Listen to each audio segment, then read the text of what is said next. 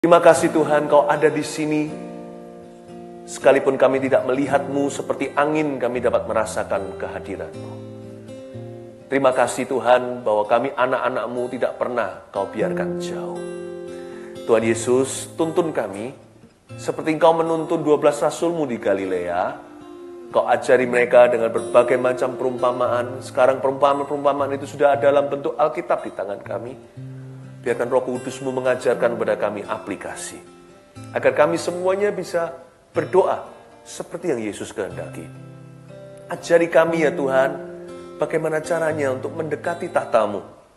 Terima kasih Bapa, Engkau sangat mengasihi kami. Engkau menerima kami dari tadi, sebelum kami join, bahkan sebelum kami worthy.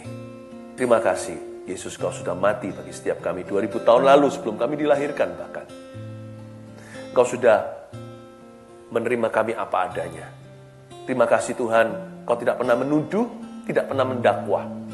Kau adalah Allah yang penuh kasih sayang dan penuh pengertian. Kalau kami belum melihat suatu mujizat atau belum melihat sebuah pertolongan Tuhan atau jawaban doa, ajari kami untuk tekun di dalam doa itu, seperti yang Yesus teladankan di Getsemani.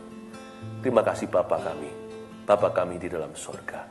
We love you, kami mengasihi-Mu. Beri kami telinga Maria, beri kami hati Maria juga, untuk kami bisa merenungkan firman-Mu. Dan Tuhan Yesus cabut yang namanya layar menjadi pemisah di antara kami. Untuk kami dalam hadirat Tuhan, buat layar-layar ini kabur, sehingga kami semuanya merasa dekat, seolah-olah dalam satu ruangan bersama-sama dengan Tuhan. Terima kasih Bapa. Haleluya. Dalam nama Yesus. Amin. Saya kasih renungan firman ya. Doa itu nggak harus sempurna. Kadang-kadang kalau nyanyi saya pun bisa lupa liriknya. Jadi Anda nggak sendiri. Kadang-kadang kalau doa juga saya bisa terpatah-patah kata. Doa nggak harus fasih lidah. Doa di level rendah ya. Di level biasa kita bisa susun kata. Tapi kalau sudah di level pergumulan hati, wah kadang-kadang hanya keluhan yang tak terucapkan. Tapi buktinya Bapak mengerti tuh. Buktinya Roh Kudus tahu apa yang didoakan oleh orang-orang kudusnya. Jadi patahkan dulu suatu mitos bahwa kalau kita masuk hadirat Tuhan itu harus menyusun kata-kata, harus pandai berbicara. Dan doa juga tidak perlu orang yang kudus. Pemungut cukai itu datang ke bait suci, di sebelahnya ada orang Farisi. Tapi yang pulang siapa yang dibenarkan? Yang mukul-mukul dadanya berkata, I'm not worthy, tapi aku mau bertobat. Tuntun aku Tuhan, tunjukkan aku jalan. Sedangkan orang Farisi itu berkata, aku puasa loh, seminggu 2 kali, memberikan persepuluhan segala. Aku pelayanan, berdoa di jalanan. Tapi Tuhan berkata, aku tidak kenal orang ini. Jadi, apapun yang membuat Anda hari ini patah semangat untuk berdoa, saya mau patahkan dulu. Karena sebelum ditabur, akarnya harus dicabut, semak belukar itu. Salah satu lagi doa, kenapa orang malas berdoa atau nggak mau masuk ke hadirat Allah, karena merasa kalau doa itu satu arah, gitu loh. Salah. Kalau kita berdoa, pasti ada ekonya dari sorga. Tidak berdoa, tidak akan ada suara Allah. Kalau kita jarang berdoa, jarang juga suaranya. Kalau tambah sering berdoa, semakin sering suara Tuhan. Dan juga banyak orang takut gini, kalau kita berdoa itu takutnya dikabulkan nggak ya? Ada 2 tipe orang sih. Ada orang yang percaya bahwa Tuhan itu sanggup tapi dia nggak mau. Ya Tuhan sanggup sih, sanggup, dia maha kuasa, tapi apa mau? Jadi males aku nggak mau masuk ke hadirat Tuhan. Sekalipun doa kalau katakanlah 50-50, doa dikabulkan. Take the chance. Take the chance. Because a gift from the Almighty can change our lives forever. Sebuah pemberian dari Sang Raja dan yang maha kuasa bisa mengubah jalur hidup kita loh. Sekalipun kalau cuma 10%, banyak orang sih bahkan beli lotre segalanya, padahal chance-nya berapa? 1 per berapa juta atau berapa juta. Orang tetap beli. Tapi Tuhan itu kepastian dan jaminan. Kok malah kita, andai kata doa itu 50-50 dikabulkan, atau 50-50 didengarkan. Kalau memang doa itu coba-coba, saya tetap akan doa. Saya coba. Tapi kabar baiknya doa itu nggak coba-coba. Siapa yang minta pasti mendapat, siapa yang mencari pasti menemukan. Jadi Tuhan sudah memberi jaminan. Tuhan pasti menjawab doa kita, cuman jawabannya serahkan Tuhan gitu loh. Ada orang yang percaya Tuhan sanggup tapi Tuhan nggak mau. Ada orang yang percaya Tuhan mau, tapi apa dia sanggup? Tuhan sih Tuhan ya, masalah sih masalah. Come on lah. Realita aja faktanya. Doa itu mengandung supranatural. Saya tahu kita masih hidup di dalam dunia, di bumi ini, jadi kita juga harus istilahnya mawas diri. Tapi kalau memang segala sesuatu itu dalam genggaman manusia, buat apa kita berdoa kepada Tuhan? Pasti ada sesuatu yang manusia nggak bisa lakukan, atau sesuatu yang tidak dalam rumus, atau nggak ada dalam teori di bumi ini. Doa itu bukan cuma Tuhan mau, tapi Tuhan sanggup, Dia mampu. Why don't you take the chance to pray for your life? Pasti ada supernatural blessings. Yang ada perbedaan dengan orang yang tidak mendoakan. Pasti ada sesuatu yang tidak bisa diusahakan oleh orang. Baik kepandaian, kepintaran mereka, atau hati-hati, atau apa, atau waspada. Pasti ada sesuatu yang sifatnya ilahi. Karena doa itu bicara tentang kesanggupan Allah. Yang beyond the ability of man, atau di luar kendali manusia. Jangan cuma tahu percaya Tuhan itu Allah yang mau, Allah yang kasih. Tapi percaya juga dengan kuasanya. Itulah sebabnya kita harus berdoa. Ya, jadi nggak usah sempurna. Nah, baca Alkitab yuk sama saya. Kita baca Alkitab di Matius pasal yang ke-6. Ini Alkitab yang ini bagian yang sangat terkenal. Hal berdoa. Matius 6. Dari sinilah kita dapat doa Bapa kami. Sebenarnya itu doa Yesus Kristus. Ini adalah rangkuman doanya Tuhan. Ya, yang Tuhan teruskan ke murid-muridnya, ajarkan ke kita. Ya, saya baca aja ayat-ayatnya, nanti saya jelaskan bagaimana caranya berdoa. Poin-poin sederhana, jangan lupa ambil catatan, pakai HP-nya juga bisa, pakai HP anggota keluarga yang lain kalau yang HP Anda dipakai untuk IG Live saat ini. Matius pasal yang ke-6, ayat yang ke-5, hal berdoa. Dan apabila kamu berdoa, janganlah berdoa seperti orang munafik. Mereka suka mengucapkan doanya dengan berdiri di dalam rumah-rumah ibadat dan pada tikungan-tikungan jalan raya supaya mereka dilihat orang. Aku berkata kepadamu, sesungguhnya mereka sudah mendapat upahnya. Artinya, aku tidak perlu jawab doa mereka, karena doa mereka ditujukan ke manusia untuk dilihat orang. Ya, tapi tentunya bukan itu ya doa kita hari ini. Doa kita hari ini adalah ditujukan kepada Tuhan dan kita saling melayani. Ayat 6. Tapi jika engkau berdoa, masuklah ke dalam kamarmu. Tutuplah pintu dan berdoalah kepada Bapamu yang ada di tempat tersembunyi. Saya lakukan ini setiap pagi, malam hari juga. Maka Bapamu yang melihat yang tersembunyi akan membalasnya kepadamu. Doa pasti dijawab. Doa itu obligasi. Doa menjadi Tuhan itu membuat dirinya seolah-olah berutang sama manusia ketika manusia berdoa. Dia menjadikan sebuah obligasi bagi dirinya ketika kita berdoa. Dia menjadikan itu tanggung jawab pribadinya atau panggilan hatinya untuk menjawab kita. That's how powerful prayer in Jesus name, atau doa di dalam nama Yesus. Tapi saat ini bukan cuma doa dalam nama Yesus, saya juga mau teruskan doa yang diajarkan oleh Yesus. Kita lanjutkan ayat 7. Lagi pula dalam doamu itu janganlah kamu bertele-tele, seperti kebiasaan orang yang tidak mengenal Allah. Mereka menyangka bahwa karena banyaknya kata-katanya, doanya akan dikabulkan. Jadi doanya orang yang tidak mengenal Allah itu, mereka beriman pada doa, bukan beriman kepada Tuhan. Mereka menganggap doa itu magic atau mantra. No. Doa itu bagi kita, anak-anak Tuhan, itu sarana. Nah, kita beriman di dalamnya kepada Tuhan. Jadi kita tidak beriman kepada doa.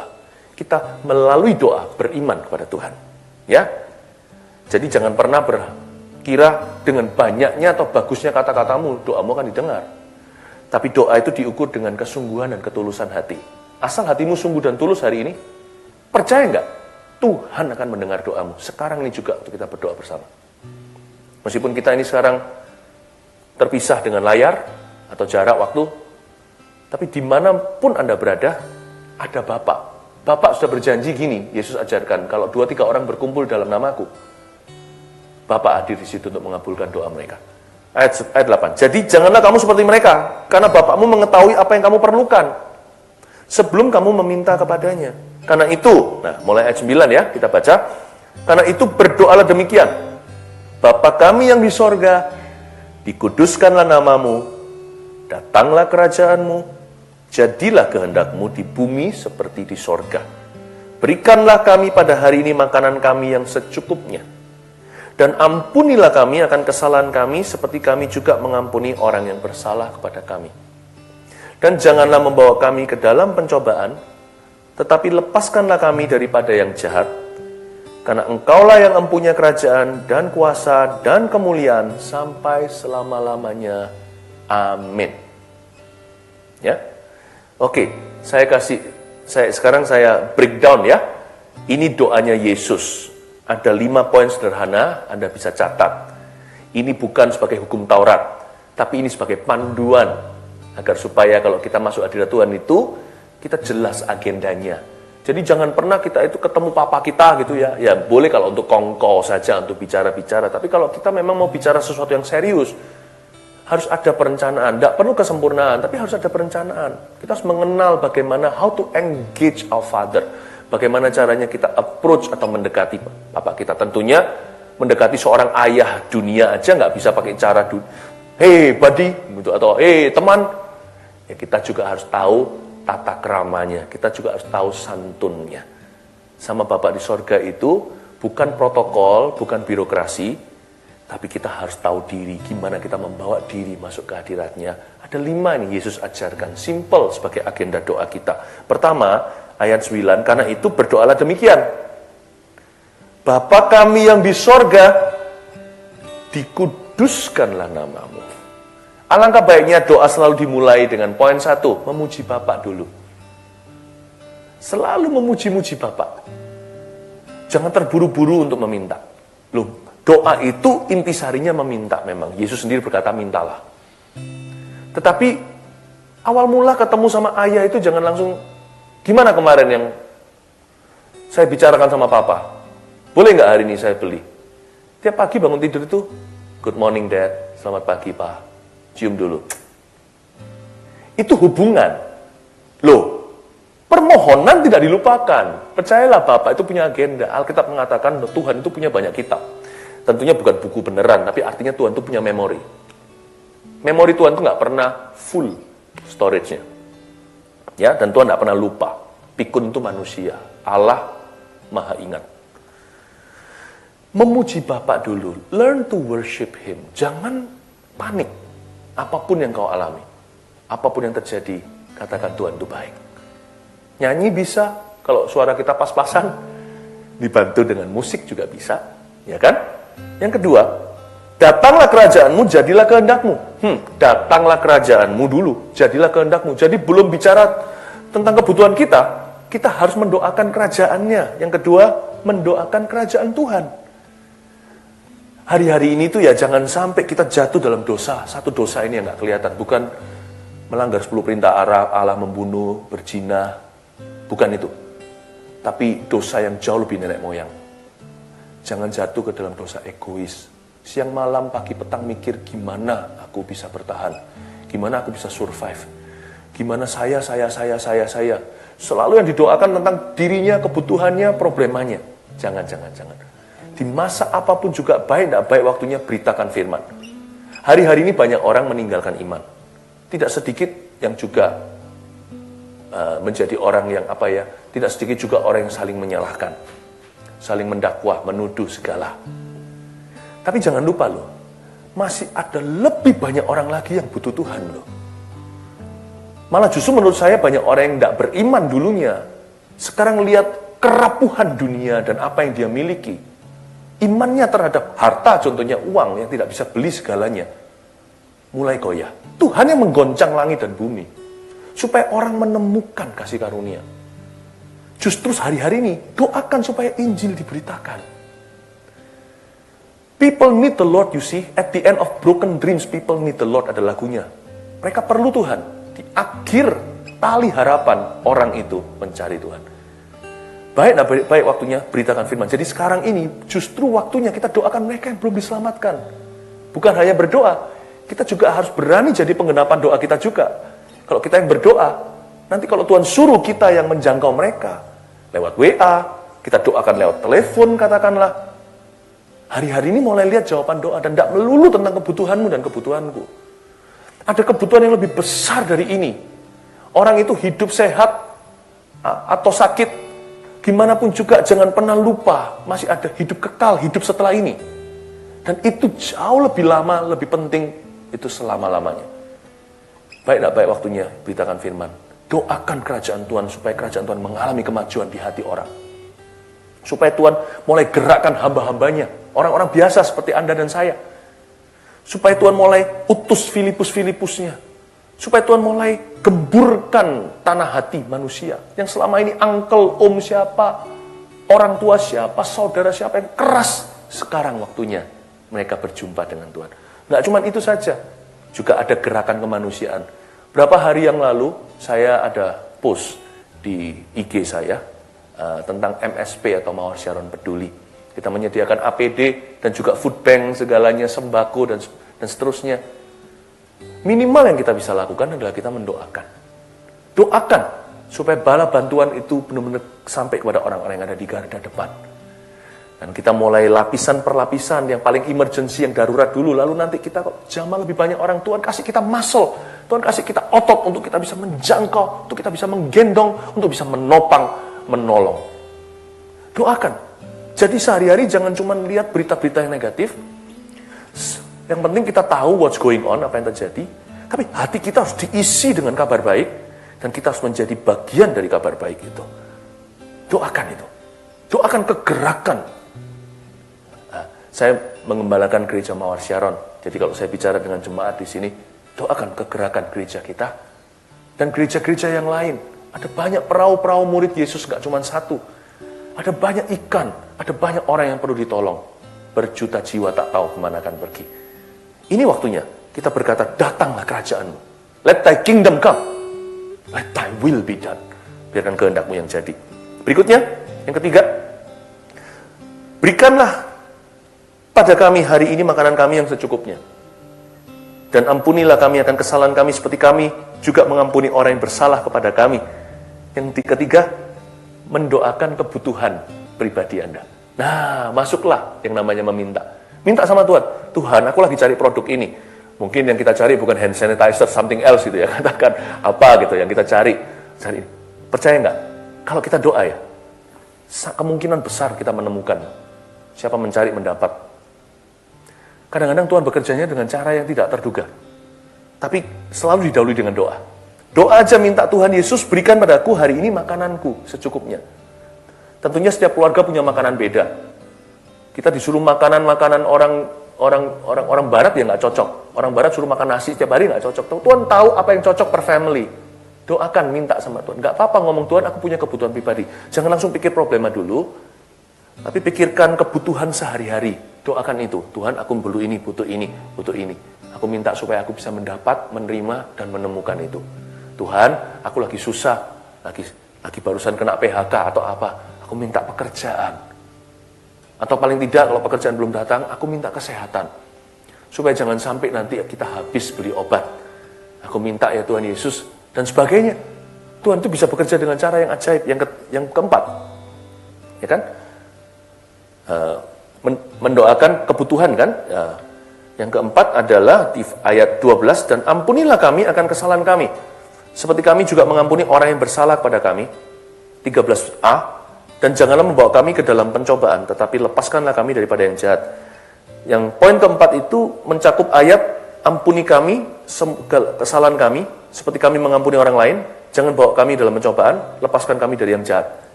Nah, kita mulai di poin keempat, mendoakan pergumulan kita. Yang tadi itu kebutuhan, sekarang problema. Lord, I have a big problem. Memang ini, poin 3 dan poin 4 itu saling bergeser.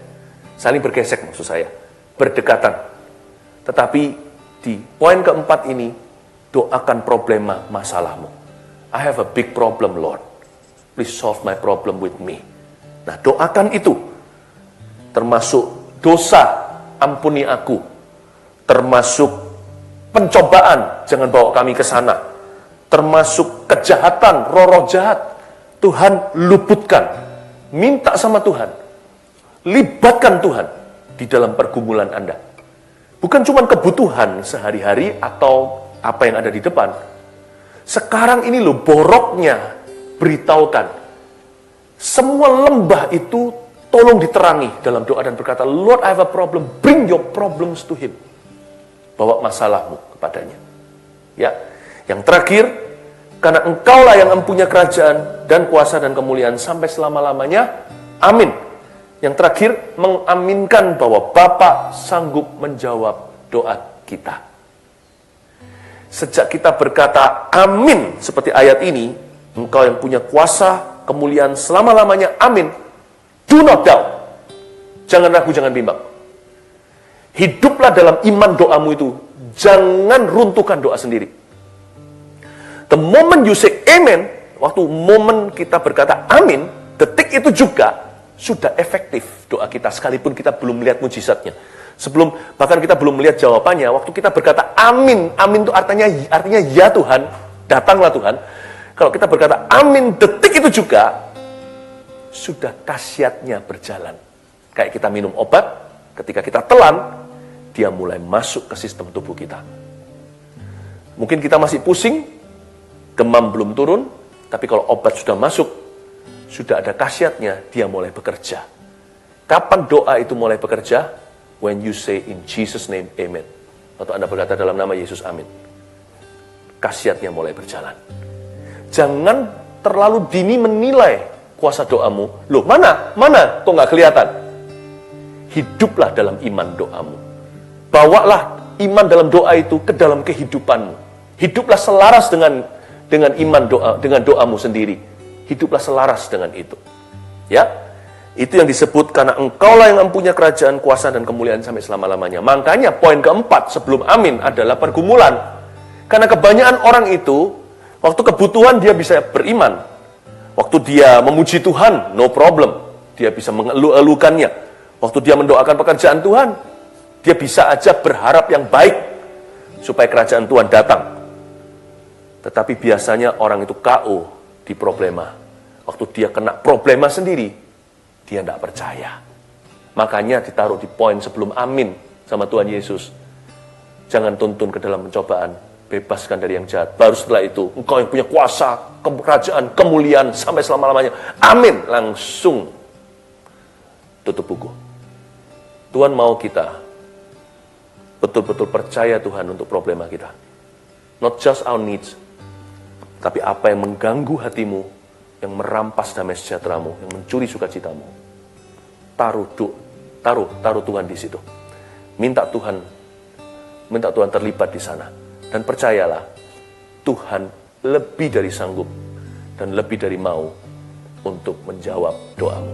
Saya percaya Tuhan sanggup untuk bisa menyelesaikan masalah kita bersama kita. Jikalau bukan untuk kita. Kadang-kadang Tuhan bekerja sendirian, tahu-tahu mujizat. Loh, kok begini?